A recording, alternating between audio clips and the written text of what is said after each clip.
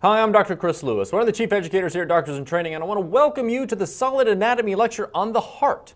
Now, we introduced the external features of the heart in the lecture entitled Respiration, Pericardium, and External Heart. But in this lecture on the heart, we'll discuss the chambers of the heart, valves of the heart, coronary arteries, conduction system of the heart, and innervation of the heart. Now, I'll be back later for a clinical correlation and the end of session quiz, but for now, I'm going to turn it over to our primary lecturer, Dr. John Phelan. Each of the four chambers of the heart has distinctive features. The adult right atrium is derived from a pair of embryonic structures, the sinus venosus and the muscular atrium, that merge during development. The sinus venosus is a sac receiving vessels at the venous end of the heart tube adjacent to the primitive atrium. As these two structures develop and combine with each other, the venous structures that drain into the sinus venosus become incorporated into the posterior wall of the right atrium. When development is complete, the right atrium has a smooth posterior wall and a muscular anterior wall. The smooth-walled portion of the right atrium, which is derived from the sinus venosus, is called the sinus venarum. It receives the superior and inferior vena cava, the coronary sinus, which drains deoxygenated blood from the heart, and the anterior cardiac veins, which drain deoxygenated blood from the anterior wall of the right ventricle. The muscular portion of the right atrium forms its anterior wall, forms a pyramidal extension of the wall called the auricle, and surrounds the right atrioventricular or tricuspid valve. A prominent C-shaped ridge of muscle, the crista terminalis, which is a remnant of the valve that separated the sinus venosus from the atrium in the embryo, forms the anterior border between the two parts of the right atrium in the adult. The muscles in the anterior wall of the right atrium and in its auricle are called pectinate muscles. Pectinate is Latin for comb-like. The crista terminalis resembles the backbone of a comb, with the pectinate muscles extending from it like the teeth of a comb. There is a subtle indentation on the external surface of the right atrium over the crista terminalis called the sulcus terminalis. In the interatrial septum, the wall dividing the right and left atria, there is an indentation called the fossa ovalis, which is a remnant of a fetal structure, the foramen ovale. Deoxygenated blood collected in the right atrium passes through the tricuspid valve to enter the right ventricle. Most of the inner surface of the right ventricle is covered by muscular ridges called trabeculae carnae. The exception is the funnel-shaped part of this chamber leading to the pulmonary trunk, which is called the infundibulum. That's Latin for funnel, or the conus arteriosus. In the adult right ventricle, the part of the walls covered by trabeculae carnae is separated from the smooth-walled conus arteriosus by a prominent circumferential muscular ridge called the supraventricular crest. As you may have gathered from its name, the tricuspid valve, or right atrioventricular valve, has three cusps, or leaflets, that point into the right ventricle. The cusps consists of delicate connective tissue. The anterior cusp is adjacent to the anterior wall of the ventricle. The posterior cusp is parallel to the floor of the ventricle, and the septal cusp is adjacent to the interventricular septum. The papillary muscles, conical muscular projections from the ventricular wall, attach to the leaflets via tough fibrous cords, the chordae tendineae. The chordae tendineae branch several times and have extensive attachment sites on the cusps. The number and pattern of papillary muscles varies, but the most common arrangement seen in the right ventricle is 3 papillary muscles, each attached via chordae tendineae to 2 cusps. The anterior papillary muscle extends from the anterior wall and attaches to the anterior and posterior cusps. The The posterior papillary muscle arises from the floor of the ventricle and attaches to the posterior and septal cusps. The septal papillary muscle is attached to the interventricular septum and is connected to the septal and anterior cusps of the tricuspid valve. Small accessory papillary muscles are common, as are occasional chordae tendineae that arise directly from trabeculae carneae. The septomarginal trabeculae, or moderator band, is a muscular bridge running from the interventricular septum to the base of the anterior papillary muscle. It carries fibers innervating this muscle from the conduction system of the heart, which will be described shortly. The moderator band ensures that the papillary muscle and the ventricular wall contract sequentially, the significance of which will be discussed now. When the ventricle contracts, the pressure of the ventricular blood pushes the leaflets of the tricuspid valve together, thereby closing the valve. The pressure of the blood within the contracting ventricle would push the leaflets of the tricuspid valve into the right atrium and open the valve, but the papillary muscles contract just before the walls of the ventricle, exerting tension on the chordae tendineae and preventing inversion of the leaflets. Thus, blood pressure closes the atrioventricular valve, while the papillary muscles and the chordae tendineae prevent the valve from prolapsing into the atria, thereby preventing regurgitation of blood from the ventricles back into the atria. The blood in the right ventricle is instead squeezed into the conus arteriosus through the pulmonary valve and into the pulmonary trunk. The pulmonary trunk bifurcates into the left and right pulmonary arteries, which carry deoxygenated blood into the lungs for oxygenation.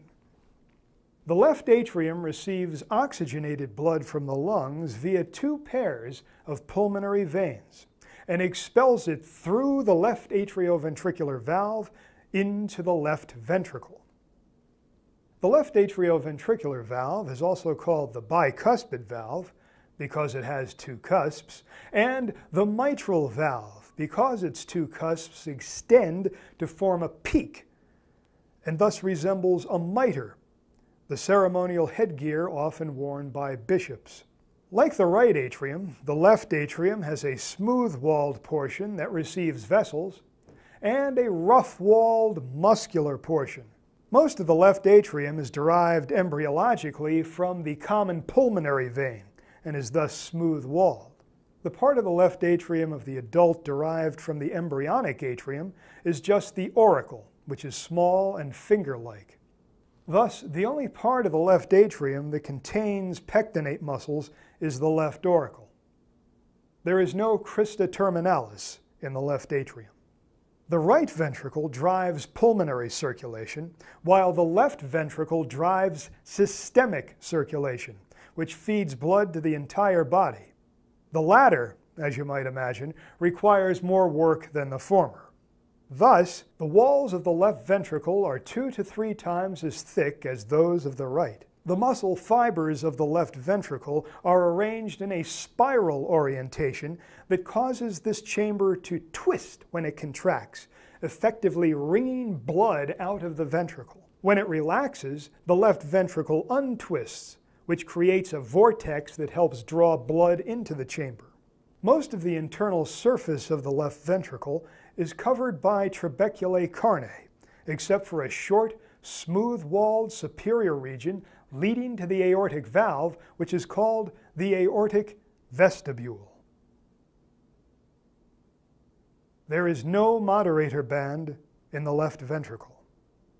The two cusps of the mitral valve, which point into the ventricle, are named the anterior and posterior cusps according to their relative position to each other.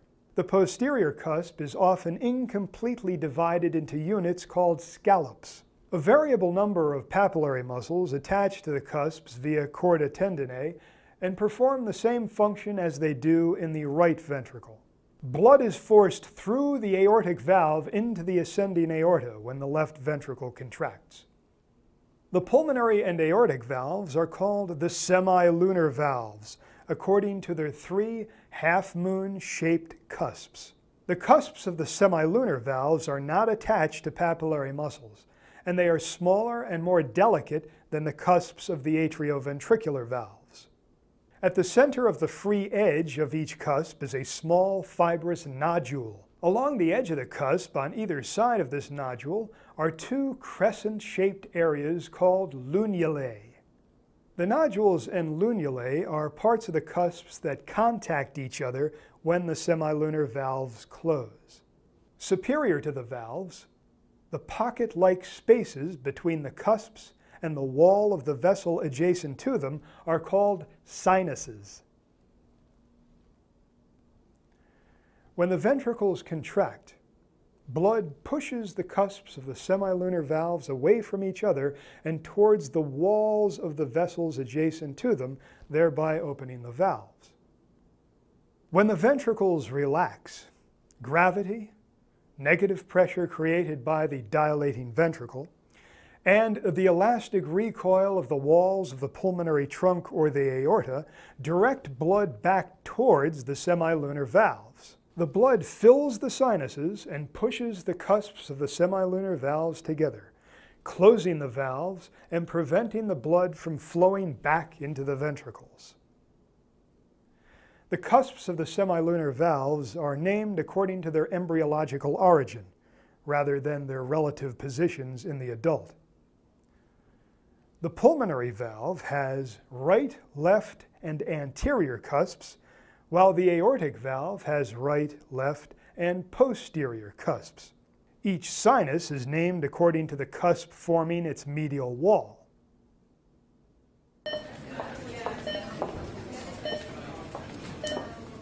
All right, it's time for that clinical correlation. Now, Dr. Phelan didn't get into the physiology in depth, so I want to briefly describe some heart physiology as it relates to heart sounds before we move on with the lecture.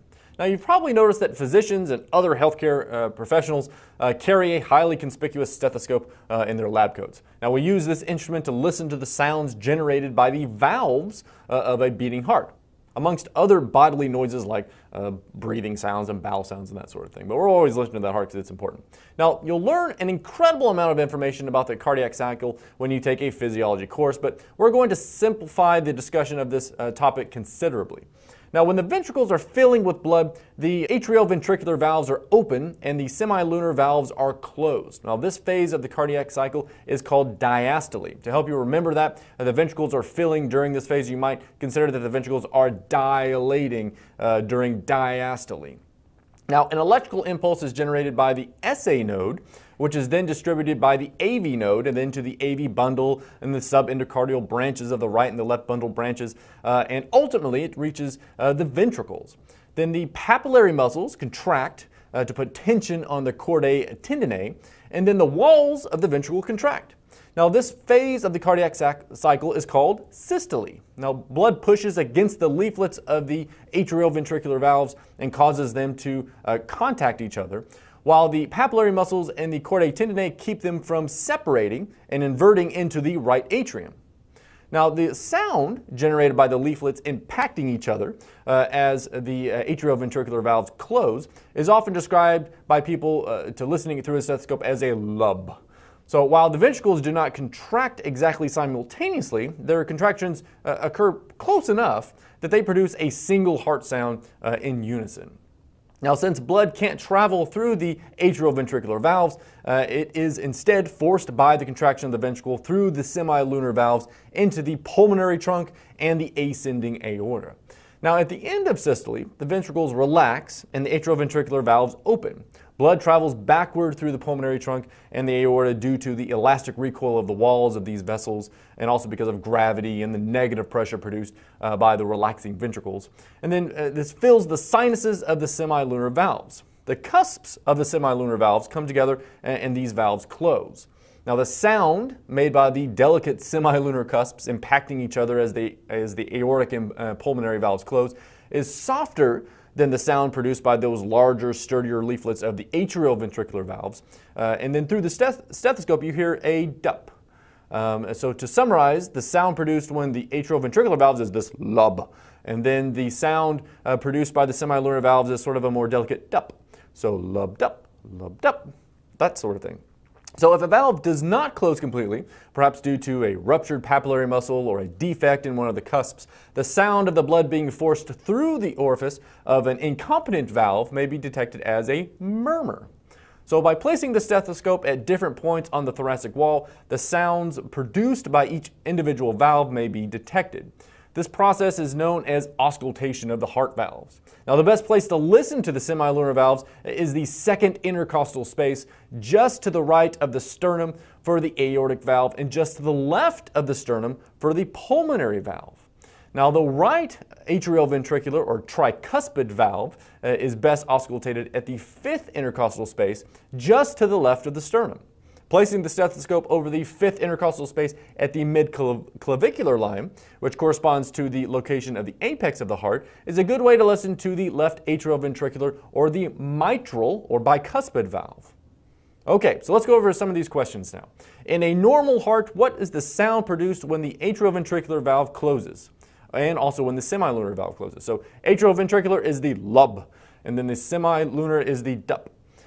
Next one, in a normal heart, where on the thorax could the mitral valve be heard best?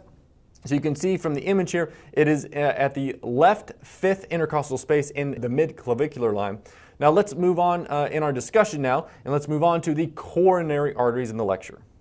The ascending aorta begins at the orifice of the aortic valve and ends at the proximal end of the aortic arch, which is found at the level of the transverse thoracic plane, which corresponds to the sternal angle anteriorly and the disc between thoracic vertebra 4 and 5 posteriorly. The only branches of the ascending aorta are the right and left coronary arteries, whose origins are found in the right and left aortic sinuses. The posterior cusp of the aortic valve is called the non-coronary cusp because no coronary artery arises from its sinus. Blood flow is highest through the coronary arteries when the ventricles relax because, as mentioned previously, blood flows backwards through the aorta and fills the aortic sinuses, where the coronary arteries originate. The coronary arteries supply the heart. Their branching pattern varies widely, but we'll describe the most common patterns. The right coronary artery enters the coronary sulcus on the right side of the heart and in about 60% of hearts gives off a sinoatrial nodal branch that supplies the sinoatrial node, an element of the conduction system of the heart which will be described shortly. Near the inferior border of the anterior surface of the heart, the right coronary artery gives off the right marginal branch, which runs horizontally along the inferior edge of the anterior surface of the heart. The right coronary artery follows the coronary sulcus to the posterior side of the heart, and as it approaches the intersection between the coronary sulcus and the posterior interventricular groove, it gives off the atrioventricular nodal branch, which supplies the atrioventricular node, another component of the conduction system of the heart. In more than 2/3 of all hearts, the right coronary artery then gives off the posterior interventricular artery, which travels within the posterior interventricular groove. In this case, the heart is said to be right dominant. If the posterior interventricular artery branches from the left coronary artery, the heart is said to be left dominant. The posterior interventricular artery supplies the interventricular septum and adjacent parts of both ventricles. The right coronary artery then continues for a short distance in the coronary sulcus before terminating. The right coronary artery supplies the right atrium, most of the right ventricle, the diaphragmatic surface of the left ventricle, the posterior part of the interventricular septum, the sinoatrial node in about 60% of hearts, and the atrioventricular node in about 80% of hearts. The left coronary artery begins in the coronary sulcus on the left side of the heart and runs deep to the left auricle. It bifurcates into a circumflex branch, which remains in the coronary sulcus, and the anterior interventricular branch, which descends in the anterior interventricular groove. The anterior interventricular branch is most commonly referred to clinically as the left anterior descending artery, or LAD. It often gives off one or more parallel branches called lateral or diagonal branches that run along and supply the left ventricle. The anterior interventricular branch descends to the apex of the heart and usually continues in the interventricular groove to the posterior surface of the heart, where it anastomoses with the posterior interventricular artery. The anterior interventricular artery supplies the anterior portion of the interventricular septum and adjacent parts of both ventricles. As it approaches the posterior side of the heart, the circumflex branch gives off a sinoatrial nodal branch in about 40% of hearts. It then usually gives rise to a lateral marginal artery that drops out of the coronary sulcus and runs along the left border of the heart on the surface of the left ventricle, which it supplies. The circumflex branch continues in the coronary sulcus on the posterior side of the heart and usually terminates before reaching the intersection of the coronary sulcus and the posterior interventricular groove. In a left dominant heart, however, which represent less than 1/3 of all hearts, the circumflex branch turns to enter the posterior interventricular groove as the posterior interventricular artery. Typically, the left coronary artery supplies the left atrium, most of the left ventricle, part of the right ventricle, the anterior 2/3 of the interventricular septum and the parts of the conduction system of the heart that run through it, and in about 40% of hearts, the sinoatrial node. Most of the venous drainage of the heart is accomplished by veins that empty into the coronary sinus, a wide venous channel that runs in the coronary sulcus on the posterior side of the heart and opens into the sinus venarum of the right atrium. The three main veins received by the coronary sinus are the great cardiac vein, the middle cardiac vein, and the small cardiac vein. The great cardiac vein begins at the apex of the heart and ascends through the anterior interventricular groove with the anterior interventricular artery. Superiorly, at the point where the anterior interventricular groove intersects with the coronary sulcus, the great cardiac vein turns left to enter the sulcus and travels within it alongside the circumflex branch of the left coronary artery. When it reaches the posterior surface of the heart, it becomes continuous with the coronary sinus. The great cardiac vein drains the areas of the heart supplied by the left coronary artery. The middle cardiac vein runs in the posterior interventricular groove alongside the posterior interventricular artery. Clinically, the posterior interventricular artery is most often referred to as the posterior descending artery, or PDA. The small cardiac vein runs in parallel with the right marginal branch of the right coronary artery. Together, these veins drain the area of the heart supplied by the right coronary artery. Several anterior cardiac veins drain directly from the anterior wall of the right ventricle into the right atrium. Additionally, there are numerous vena cordis minime, or Thebesian veins, that originate in the walls of the heart and drain directly into all four chambers. When the heart is disconnected from the central nervous system, it continues to beat as long as the tissue is kept viable.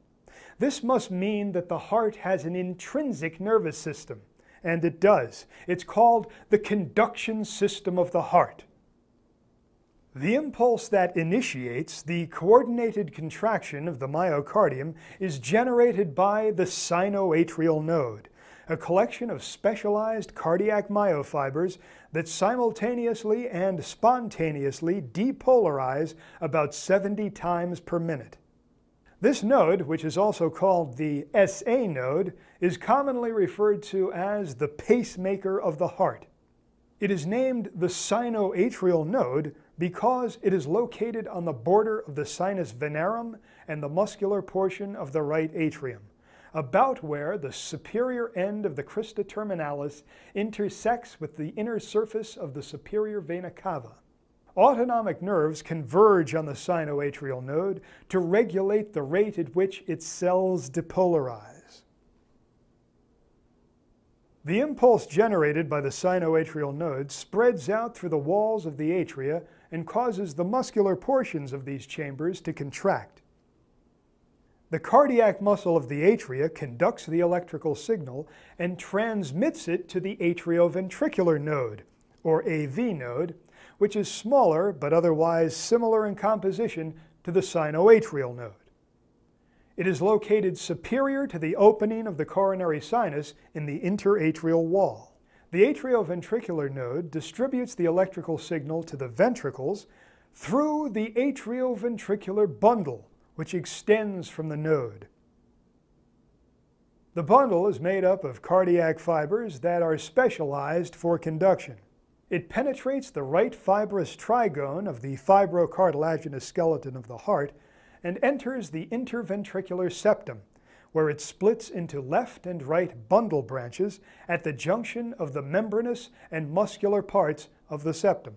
The bundle branches travel through the muscular parts of the septum and divide into subendocardial branches, which consist of highly conductive Purkinje fibers that run in the myocardium just deep to the endocardium.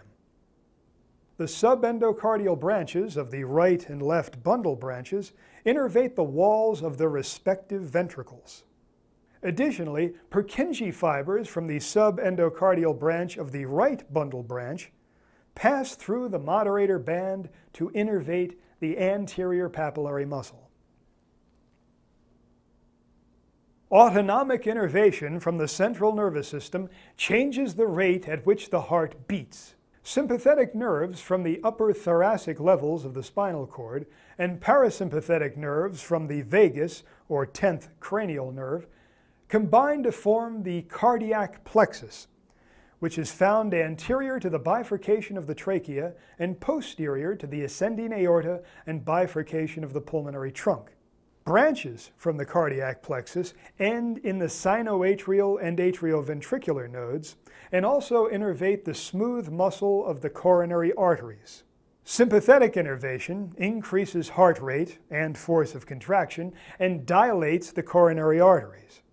As you might imagine, parasympathetic innervation decreases heart rate, decreases the force of myocardial contraction, and constricts the coronary arteries. The heart is insensitive to touch and temperature, but ischemia and the corresponding accumulation of metabolic products stimulates pain fibers in the myocardium. These pain fibers travel in the sympathetic nerves supplying the heart, especially on the left side. The pain is felt in the dermatomes supplied by the spinal cord levels from whence the sympathetic nerves originated. The left T1 through T3 dermatomes, which extend across the upper thorax, across the shoulder, and down the medial side of the upper extremity, are the areas where cardiac pain is most often referred to. Okay, so that wraps up our discussion on the heart. Now I want you to pause the video and answer all the end of session quiz questions, and then we'll go through those answers together.